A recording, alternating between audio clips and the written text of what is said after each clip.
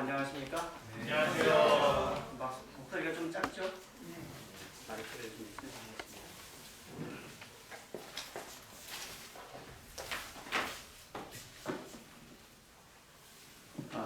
가끔가다 앰프가 이게 볼륨은 똑같은데 소리가 잘 안 나올 때가 있어요. 오늘 좀 그런 것 같습니다. 네, 아름다운 찬양을 준비해준 우리 선영이와 손미에게 진심으로 감사를 드립니다.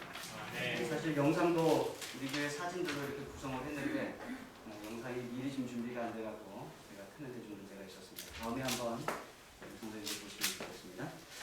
옆에 계신 분들하고 행복한 안식일입니다. 환영의 인사를 좀 나누시겠습니다.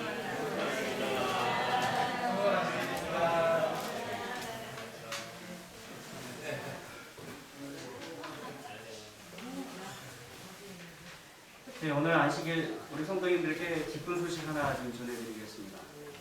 우리가 지금 새성전을 짓고 있는데 새성전을 설계한 김민찬 대표가 있습니다.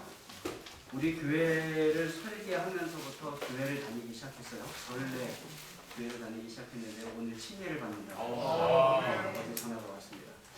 우리 교회를 지으면서 이렇게 한 영혼이 또 하나님 안에서 거듭나는 아주 귀한 축복과 특권이 있는 것에 대하여 하나님께 감사를 드립니다. 아멘. 교회를 통하여 많은 영혼들이 하나님께 돌아오고 또 거듭나는 귀한 역사가 계속해서 일어나기를 간절히 바랍니다. 아멘. 네, 우리 새성전 건축표 함께 외치도록 하겠습니다. 제가 검은 글씨를 여러분들이 파란색 글씨를 외쳐주십시오. 주 안에서 성도여 하나 되자. 한마음 한뜻 모아 교회 성전 건축하자. 다시 한번 하겠습니다. 주 안에서 성도여 하나 되자. 한마음 한뜻 모아 교회 성전 건축하자. 네. 건축 진행 상황을 사진으로 좀 보여드리도록 하겠습니다. 네, 어제 그저께 10월 28일 목요일 아침 사진입니다. 콘크리트 타설 전의 모습인데요. 2층에 이제 콘크리트 타설을 하는 것입니다. 여러분들이 보시면 아시겠지만 그 위에 보시면 철근이 격자 모양으로 아주 빼곡하게 배설되어 있는 모습을 여러분들이 보실 수 있습니다. 1층 타설 때와 마찬가지로 9월 8일에 1층 타설이 있었는데요. 두 곳에서 타설을 했습니다. 한 곳은 교회 안쪽에 주차장 쪽에서 펌프카가 올라가고요. 또 하나는 이쪽에 길 건너편에서 길게 펌프카가 이렇게 뻗어 있는 모습을 여러분들이 보실 수 있습니다. 1층 타설 시에는 레미컨 65대가 들어갔습니다. 2층 타설 시에는 레미컨 78대가 들어갔습니다. 고가 높고 벽이 높고 또 기둥이 높고 넓어서 그렇게 되었습니다. 주유소 쪽에서 보신 장면입니다. 양쪽에서 콘크리트 타설을 하고 있는 그런 모습이고요. 이제 콘크리트 타설이 다 이루어진 이후의 모습입니다. 이쪽에 보시면 철근들로 되어 있던 부분이 콘크리트 그 바닥으로 쫙 덮여 있는 것을 여러분들이 보실 수 있습니다. 이때는 햇빛의 방향이 바뀌어서 2층에서 3층으로 올라가는 계단도 잘 보이십니다. 그렇죠? 네, 계단도 참 예쁘게 잘 나왔습니다. 자, 여기 주유소 반대편에서 보신 모습입니다. 그리고 길 쪽에서 측면에서 보신 모습이고요. 정면에서 보신 모습입니다. 그리고 위에서 보신 모습입니다. 여기 보시면 3층에 테라스가 있는데 여기가 청년관, 여기가 학생관 이렇게 됩니다. 근데 이 앞에 테라스가 있어요.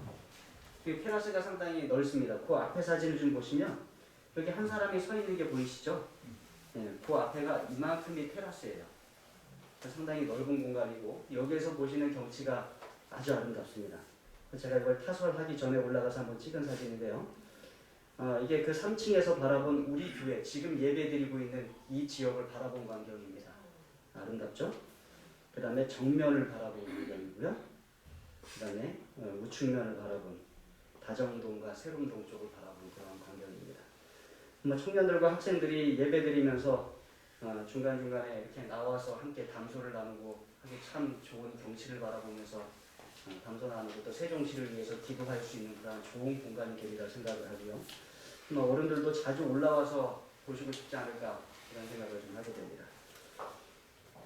그리고 이제 여기에 여기가 목회자 사택이 위치하게 되고요. 여기가 게스트하우스가 위치하게 됩니다. 여기 보시면 천창이 있습니다.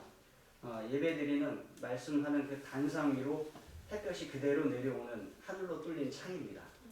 그래서 불을 켜지 않아도 교회 본당에는 늘 햇볕이 들어올 수 있도록 이렇게 구조를 해놓았습니다.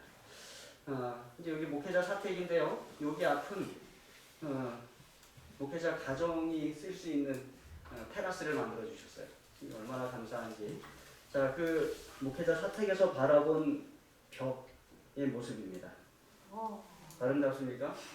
예, 노란색 꽃들로 상당히 뒤덮여 있는 모습을 보실 수 있습니다. 나무와 풀들과 꽃들입니다. 그 다음에 약간 우측을 바라본 광경인데요. 주유소 쪽입니다. 여전히 노란색 꽃들이 참 많습니다. 제가 이 모습을 보면서 저 언덕에 꽃씨들을 좀 갖다가 많이 뿌려야 되겠다 이런 생각을 좀 하게 되었습니다. 아름다운 정원이 되는 그런 모습입니다. 성전이 이렇게 아름답게 지어지면 또 오시는 목사님들마다 머무시면서 상당히 좋은 그런 편안함 또 그러면서 아름다운 목회를 하실 수 있지 않을까 그런 생각을 하게 되었습니다. 이제 데살로니가전서 5장 16절로 18절에 있는 말씀을 다시 한번 교독하도록 하겠습니다. 제가 파란색 글씨를 여러분들이 검은색 글씨를 읽어주시기 바랍니다. 항상 기뻐하라. 쉬지 말고 기도하라. 범사에 감사하라. 이것이 그리스도 예수 안에서 너희를 명하신 하나님의 뜻이니라. 네, 쉬지 말고 기도하라. 바울이 성령에 감동되어 내린 명령입니다. 그런데 이 명령은 예수님의 명령을 되풀이한 것임을 우리가 지난 시간에 확인했습니다. 예수님께서는 누가복음 11장의 꺼리는 친구, 또 누가복음 18장의 불의한 재판관의 그 비유를 통해서 두 비유를 통해서 기도하라. 이렇게 기도하라. 힘써 기도하라. 쉬지 말고 기도하라. 항상 기도하라. 낙심하지 말라. 계속해서 구하고 계속해서 찾고 계속해서 두드리라.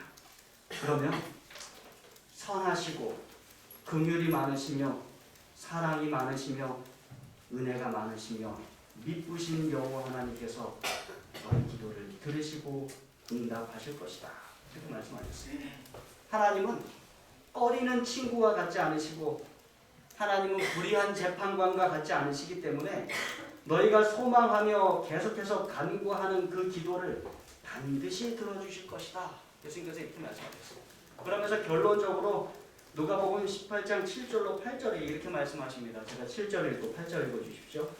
하물며 하나님께서 그 밤낮 부르짖는 택하신 자들의 원한을 풀어주지 아니하시겠느냐? 그들에게 오래 참으시겠느냐?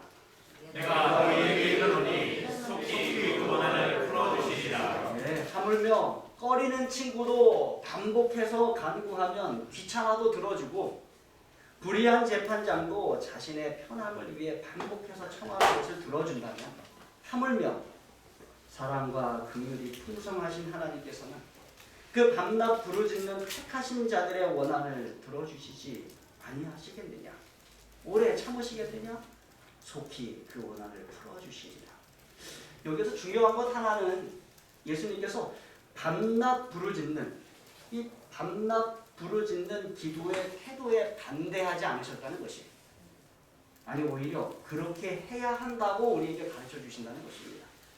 계속해서 기도하고 낭망하지 말아야 한다고 예수님께서 말씀하고 계시는 것이에요. 이 말씀을 보면서 우리가 좀 마음에 의문이 드는 게 하나 있어요. 그것이 뭔가 하면 예수님께서 하신 말씀이 서로 맞지 않는다는 것입니다. 어떠한 말씀과 맞지 않는가? 어떠한 말씀과 좀 모순이 되는 것처럼 보이는가? 바로 이 말씀입니다. 마태복음 6장 7절로 8절에 있는 말씀입니다. 제가 7절 말씀 읽고 여러분들 8절 읽어주십시오. 또 기도할 때에 이방인과 같이 중언부언하지 말라. 그들은 말을 많이 하여야 들으실 줄 생각하느니라. 그러므로 그들을 만나지 말자. 구하기에 너희에게 있어야 할 것을 하나님 너희 아버지께서 아시느니라. 예, 예수님께서 가르쳐 주신 기도의 태도 중에 하나입니다. 기도할 때에 어떻게 하지 마라? 예, 이방인과 같이 중언부언하지 말라 이렇게 말씀하셨어요. 왜 그래요? 그들은 말을 많이 하여야 하나님께서 들으실 줄로 생각하는데 그들을 본받지 말라. 어떻다고요? 구하기 전에 너희에게 있어야 할 것을 누가? 네, 하나님 우리 아버지께서 이미 아신다. 중언부언하지 말라. 네. 이게 다른 종교에서 보면은 이게 중언부언하는 것이 있습니다. 기도를 길게 하려고 하는 것이 있어요. 정해진 기도문을 반복하는 것이 있습니다. 주문 같은 것이 있어요. 그런데 하나님께서 기도할 때 그렇게 하지 말라. 왜요? 하나님께서 다 아시기 때문에, 우리의 필요한 거 다 아시기 때문에 그렇게 하지 말라. 근데 이 구절을 잘못 이해하면 우리가 같은 내용의 기도를 그럼 반복하면 안 되는가라는 생각을 좀 하게 됩니다. 그도 그럴 것이 우리나라 말로 번역된 이 중언부언의 그러한 뜻이 있기 때문에 같은 말을 계속해서 되풀이하는 것, 그것이 중언부언이에요. 그런데 예수님께서 그렇게 하지 말라라고 말씀하시는 것처럼 보입니다. 그래서 이러한 의문이 생겨요. 우리는 어떻게 해야 되는가? 같은 내용의 기도를 자주 반복해야 합니까? 아니면 중언부언하지 말고 한 번만 기도해야 합니까? 이러한 의문이 생기는 것입니다. 이 예수님의 두 말씀이 서로 모순되고 부딪히는 것처럼 보이는 것입니다. 같은 내용을 자주 기도하며 항상 기도하고 낭망하지 말아라 라고 한쪽에서 말씀하셨는데, 다른 한쪽에서는 기도할 때에 이방인과 같이 중언부언하지 말라 라고 예수님께서 또 말씀하신 것이에요. 어떻게 기도해요? 이 문제는요, 성경 말씀을 좀 더 자세히 보면은 해결할 수 있는 문제예요. 그래서 사실 마태복음 6장 7절에 우리말 번역 중언부언은 조금은 부족하게 번역이 되었습니다. 그래서 제가 다른 번역들을 좀 살펴보았습니다. 그러면 좀 이해가 쉬워지는데 한번 보시겠습니다. 마태복음 6장 7절에 공동 번역과 현대인을 위한 성경으로 번역된 것입니다. 먼저 파란색 글씨 공동 번역 함께 먼저 읽겠습니다. 시작. 너희는 기도할 때에 이방인처럼 빈말을 되풀이하지 마라. 그들은 말을 많이 배워만 하나님께서 들어주시는 줄 안다. 자, 여기는 뭐라고 나왔냐면 뭐 하지 말라? 빈말을 되풀이하지 말라라고 나왔습니다. 또 현대인의 성경 함께 읽겠습니다. 시작. 너희는 기도할 때에 이방인처럼 쓸데없는 말을 되풀이하지 마라. 그들은 말을 많이 배워 하나님께서 들어주실 것으로 생각한다. 여기는 보니까 뭐 하지 말래요? 네, 쓸데없는 말을 되풀이하지 마라. 근데 영어로도 살펴보았어요. 그랬더니 영어에 babbling, 알아듣지 못하는 말 반복하지 마라. 또 하나, vain repetitions, 공허한 말들을 반복하지 마라. 또 하나, meaningless repetition, 의미 없이 반복하지 마라. 그러니까 예수님께서 문제 삼으신 것은 반복이 아니에요. 뭐가 문제예요? 빈말, 쓸데없는 말, 알아듣지 못하는 말, 공허한 반복, 의미 없는 반복 하지 말라는 거예요. 자, 그러면 의미 없는 반복이란 무엇인가?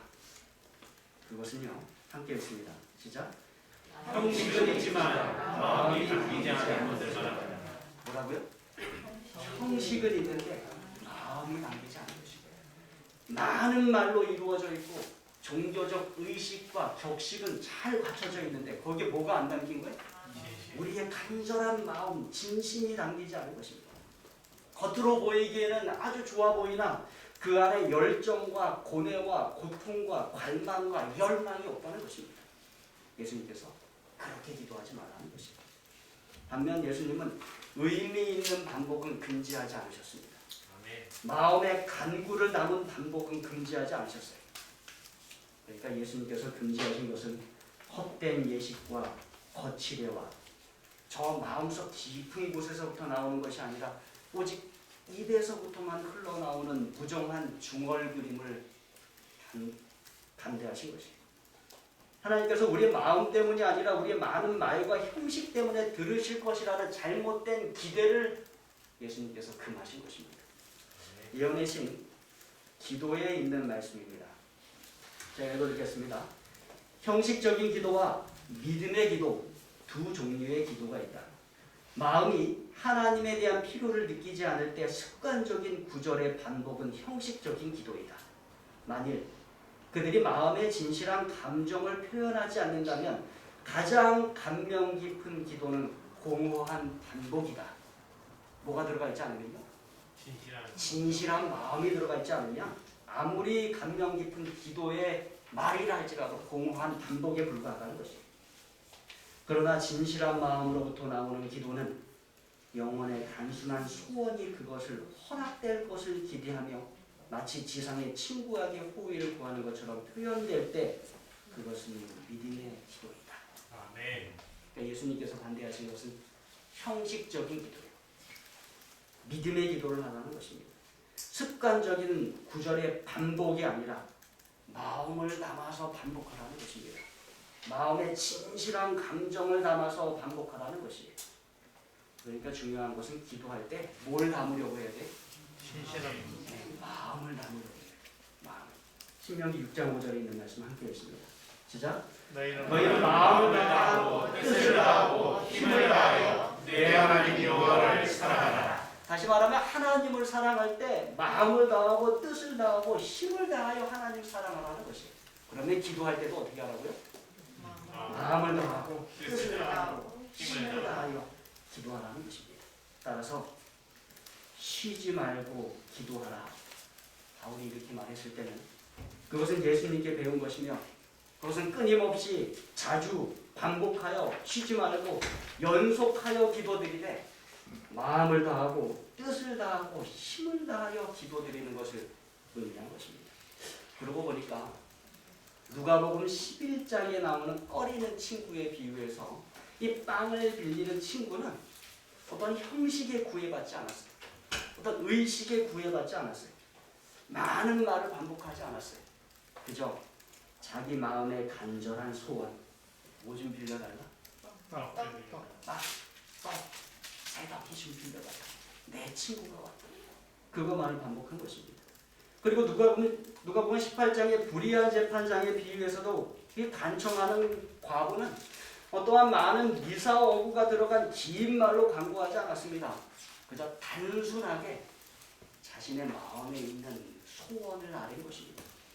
그렇게 할 수 있는 권세를 가진 사람에게 내 원한을 풀어달라고 단순한 말로 간절하게 그러나 들어줄 때까지 반복해서 간청했다는 것입니다. 그러니까 하나님께서 원하시는 기도는 입에서 시작되는 말, 미사오구의 기도가 아니라 저 깊숙한 마음 깊은 곳에서 흘러나오는 간절한 기도, 마음을 다하고 뜻을 다하고 힘을 다하여 쉬지 않고 끊임없이 반복하여 드리는 기도를 하나님께서 원하시는 것입니다. 그럼 우리는 이러한 기도의 모본을 예수님에게서 발견하게 됩니다. 예수님은 자주 끊임없이 계속해서 쉬지 않고 기도하셨어요. 그분은 마가복음 1장 35절에 보면 새벽 미명에 기도하셨고 또 누가복음 6장 12절에 보면 그분은 기도하시러 산으로 가서 밤이 새도록 하나님께 기도하셨어요. 예수님은 끊임없이 기도하셨고 하나님과 끊임없이 교통하며 사셨습니다. 그래서 히브리서 5장 7절은 이렇게 말씀합니다. 함께 읽겠습니다. 시작. 그는 육체에 계실 때에 자기를 죽음에서 능히 구원하실 이에게 심한 고통과 눈물로 간구와 소원을 올렸고 그의 경건하신 말미암아 그 힘을 얻으리라. 기도하실 때 어떻게 기도하셨어요? 심한 통곡과 눈물로 간구와 소원을 올리면서 기도하셨어요. 예수님은 기도하실 때 온 마음을 다해, 온 힘을 다해, 온 의지를 다해 심한 통곡과 눈물로 하나님께 기도드리신 것입니다. 그래서 예수님은 기도하시다가 고통을 많이 겪으셨어요. 성경이 예수님의 모든 기도의 내용을 다 기록하고 있지 않습니다. 그러나 예수님께서 드리신 하나의 기도의 내용만 살펴보더라도 우리는 예수님께서 이 땅에 계실 때 어떠한 내용으로 기도하셨는지를 알게 돼요. 좀 깁니다. 마태복음 26장 36절로 45절 예수님께서 드리신 기도의 내용인데 우리가 함께 교독하도록 하겠습니다. 36절로 45절까지입니다. 파란색 짝수절은 제가 읽고 홀수절은 여러분이 읽어주십시오. 이에 예수께서 제자들과 함께 겟세마네라 하는 곳에 이르러 제자들에게 이르되 내가 저기 가서 기도할 동안에 너희는 여기 앉아 있으라 하시고 베드로와 세베대의 두 아들을 데리고 가실때 고민하며 슬퍼하사 이에 말씀하시되 내 마음이 매우 고민하여 죽게 되었으니 너희는 여기 머물러 나와 함께 깨어 있으라 하시고 조금 나아가사 얼굴을 향해 내시고 깨어 기도하여 이르시되 내 아버지여 하나님의 말씀하시는 이 잔을 내게서 지나가게 하옵소서. 그러나 나의 원대로 마시고 아버지의 원대로 하옵소서 하시고 제자들에게 오사 그 자는 것을 보시고 베드로에게 말씀하시되 너희가 나와 함께 한 시간도 이렇게 깨어 있을 수 없더냐.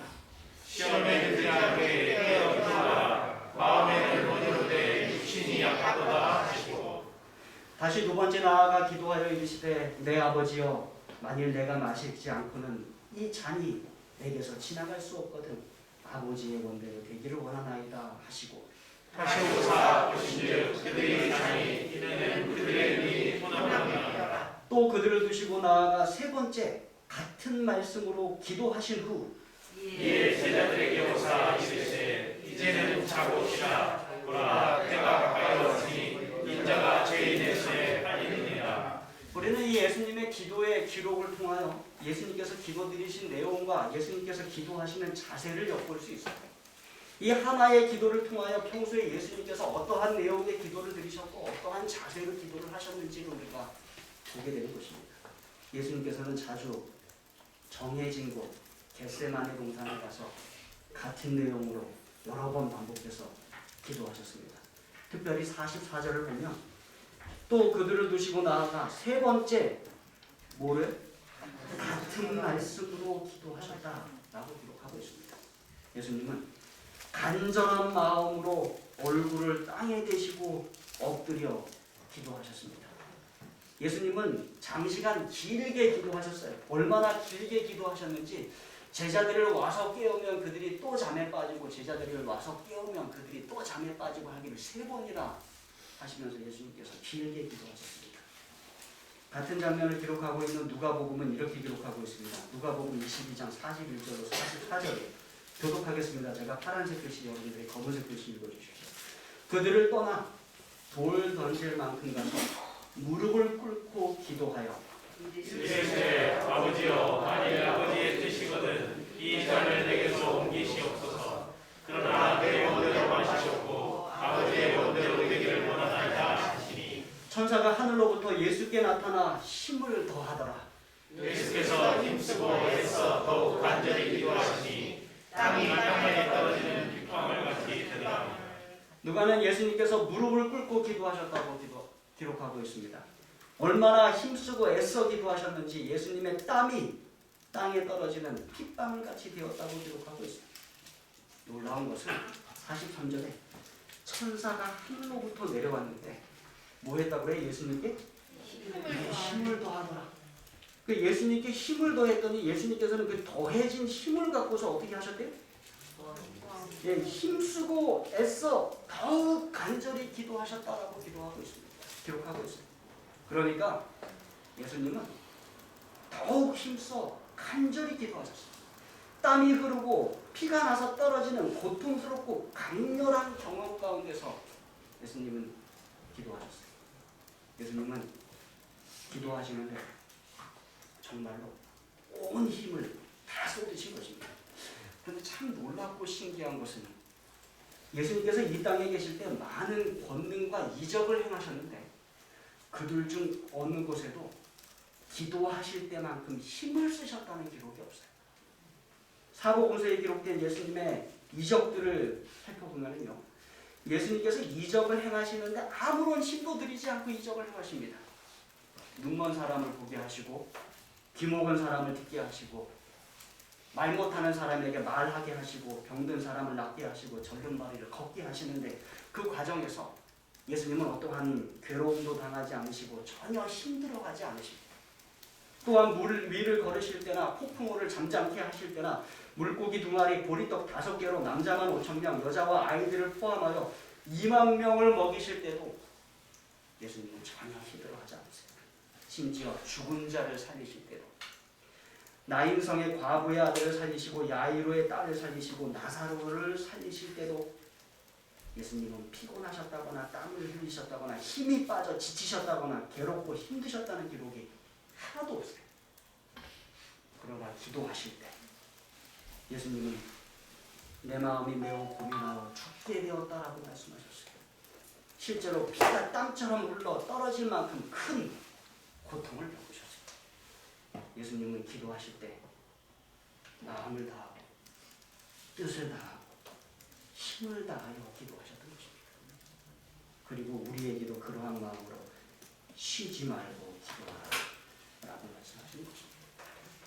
그리고 예수님의 명령과 모본에 따라 초대교회는 처음부터 끊임없이 열정적으로 쉬지 않고 기도하는 교회가 됐습니다. 사도행전 1장 13절 14절입니다. 제가 13절 읽고 14절 읽어주시죠. 들어가 그들이 유하는 다락방으로 올라가니 베드로, 요한, 야고보, 안드레와 빌립, 도마와 바돌로메, 마테와 알페오의 아들 야고보, 셀로진 시몬, 야고보의 아들 유다가 다 거기 있어 그들과 예수의 어머니 마리아와 예수의 아버들과 더불어 마음을 같이하여 오로지 기도에 힘썼더라. 더불어 마음을 같이하여 오로지 뭐에 힘썼다? 네, 기도에 힘썼더라. 그러니까 초대교회는 마음을 같이하여 오로지 기도에 힘쓰는 교회였어요. 그것은 오순절 이전부터 그렇게 되었다는 것입니다. 신자가 하나 되고 한 마음을 품고 끊임없이 기도했어요. 끊임없는 기도, 계속적인 기도, 반복적인 기도, 끈질긴 기도가 초대교회의 특징이었다는 것입니다. 사도들이 교회의 모든 사역을 감당할 수 없어서 일꾼들을 뽑아 교회를 조직할 때에 그들이 이렇게 말합니다. 사도행전 6장 3절과 4절입니다. 제가 3절 읽습니다. 4절 읽어주십시오. 형제들아 너희 가운데서 생명과 지혜가 충만하여 칭찬받는 사람 7을 택하라. 우리가 이 일을 그들에게 맡기고 우리는 오로지 기도하는 일과 말씀 사역에 힘쓰리라. 예, 사도들이 말합니다. 우리는 오로지 어디에 힘쓰겠다? 기도하는 일과 말씀 사역에 힘쓰겠다라고 이야기하는 것입니다. 초대교회는 기도하는 교회였어요. 사도행전 12장 5절입니다. 함께 읽습니다. 시작.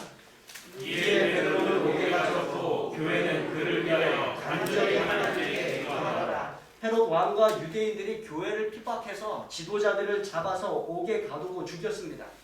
그래서 야고보는 죽고 베드로는 잡혀서 옥에 갇혔어요. 그런데 교회는 그때 무엇을 합니까? 교회는 그를 위하여 간절히 하나님께 기도하더라. 간절한 기도, 끊임없는 기도, 끈질긴 기도가 초대교회의 특징이었던 것입니다. 우리는 서신서들에서도 기도하라는 권면을 반복해서 듣게 됩니다. 에베소서 6장 18절의 말씀이에요. 함께 읽습니다. 시작. 모든 기도와 간구를 하되 항상 성령 안에서 기도하고 이를 위하여 깨어 구하기를 항상 힘쓰며 여러 성도를 위하여 구하라. 깨어 구하기를 항상 힘쓰며 이러한 권면을 했던 바울 자신은 어떻게 했는가? 데살로니가전서 3장 9절로 10절에 그는 이렇게 고백하고 있습니다. 9절 제가 읽고 10절 읽어주십시오. 우리가 우리 하나님 앞에서 너희로 말미암아 모든 기쁨으로 기뻐하니 너희를 위하여 능히 어떠한 감사로 하나님께 보답할까? 주여 신앙이 감사함은 너희 얼굴을 보고 너희 믿음이 부족한 것을 보충하게 하려 함이라. 바울은 자신이 데살로니가 교회를 위해서 주야로 심히 간구했다, 기도했다라고 고백하고 있어요. 골로새서 1장 9절의 말씀도 있습니다. 시작. 이로써 우리도 듣던 날부터 너희를 위하여 기도하기를 지치지 아니하고 구하니. 골로새 교회의 바울이 말합니다. 너희를 위하여 기도하기를 어떻게 아니하고? 그치지 아니하고 구했다라고 이야기합니다. 골로새서 4장 2절과 12절 말씀 읽습니다. 제가 2절 읽고 12절 읽어주십시오. 기도를 계속하고 기도에 감사함으로 깨어있으라. 그리스도 예수의 친히 너희에게서 내가 너희에게 무난하느니라. 그가 항상 너희를 위하여 애써 기도하여 너희로 하나님의 모든 뜻 가운데서 발견하고 확신이 계시기를 구하노니. 네, 기도를 계속하고 기도에 깨어있으라. 또 너희에게서 온 누가 있어요? 에바브라가 있는데 그 에바브라가 항상 너희를 위하여 뭐 한다? 애써 기도하여 너희를 위하여 간구한다 라고 이야기합니다. 부단하고 끈기 있고 끈질기고 끊임없는 계속되는 기도가 중요하다. 쉬지 말고 기도하라. 함께 읽습니다. 시작. 기도는 인간이 가지고 있는 가장 큰 힘이며 그리스도인이 지상에서 올 수 있는 가장 큰 업적이다. 영국에서 목사의 아들로 태어나 영국의 시인과 비평가가 된 세뮤얼 테일러 콜리지가 한 말입니다. 기도는 인간이 가지고 있는 가장 큰 힘이며 그리스도인이 지상에서 이룰 수 있는 가장 큰 업적이다. 쉬지 말고 기도하라. 우리 모두 쉬지 말고 기도하는 좋아요 되시기 간절히 바랍니다. 끊임없이 기도하고 계속해서 기도하고 되풀이해서 기도하고 반복해서 기도하십시다. 아침에 기도하며 잠자리에서 일어나시고 저녁에 기도하시며 잠자리에 누우시기 바랍니다. 온 하루를 기도로 채우시고 마음을 다해 뜻을 다해 힘을 다해 기도하시기 바랍니다. 하나님은 마음을 다해 그분을 찾는 사람들에 의해 발견되십니다. 기도의 씨름에서 우리는 하나님과 함께 승리함을 기억하시기 바랍니다. 예언이신 기도에 있는 말씀입니다. 함께 했습니다. 시작. 진실한 기도는 시간이나 장소, 환경에 의존되지 않는다. 하나님의 무조건 기는 언제나 열려있다. 시간과 장소, 환경에 의존되지 않는 놀라운 기도, 늘 열려있는 하나님의 보좌로 가는 길, 우리가 늘 생각하시면서 쉬지 말고 기도하는 아름다운 그리스도인 되길 바라면서 말씀을 마치겠습니다.